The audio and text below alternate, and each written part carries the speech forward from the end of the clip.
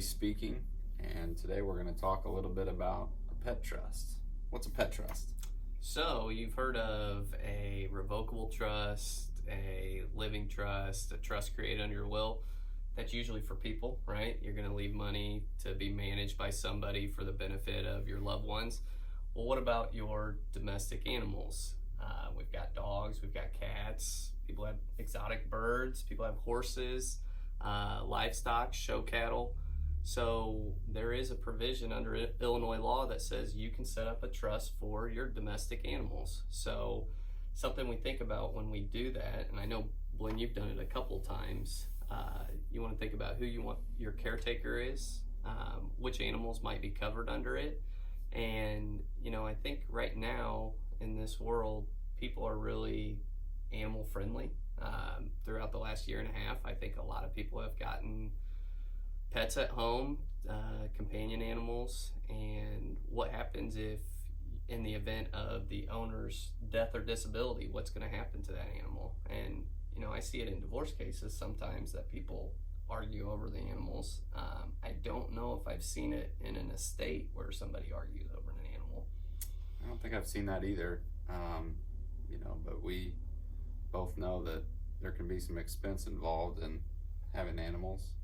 I guess a practical consideration is, talking to the person that you think you want to be the caretaker of the animal when you're gone. Because, if you came to me and you said, hey, I got this cat, do you want to take care of that? I'll give you some money after I die. I would tell you absolutely not. Like, I don't want a cat in my house. I'm allergic to cats. I don't like cats. But, if it was a dog or something like that, maybe I would. But I think knowing up front who's going to take care of it and who's going to be willing, things like that are important.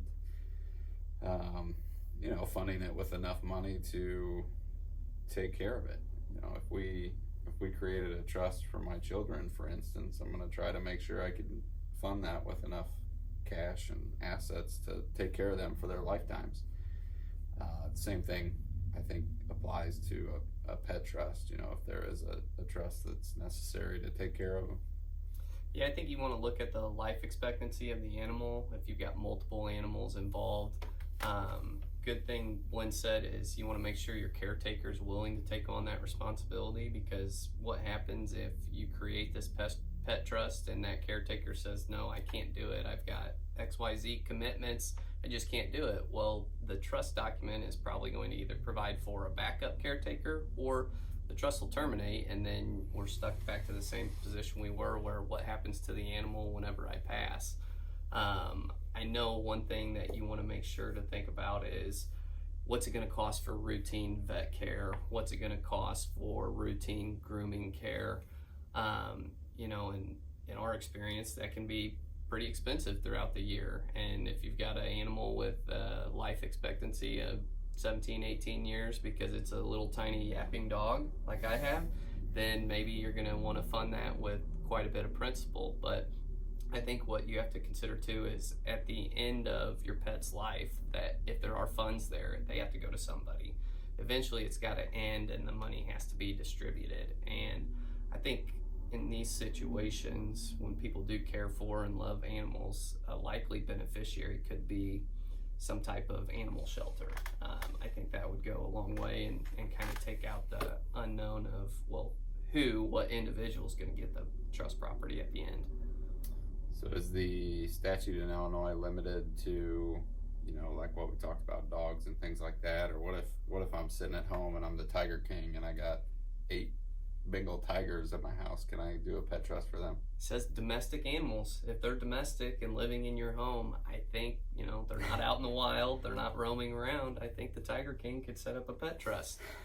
I would think that Carol Baskins would have to have millions of dollars to care for all those animals for their lifetimes, but it applies that the statute says any domestic animal, which birds, dogs.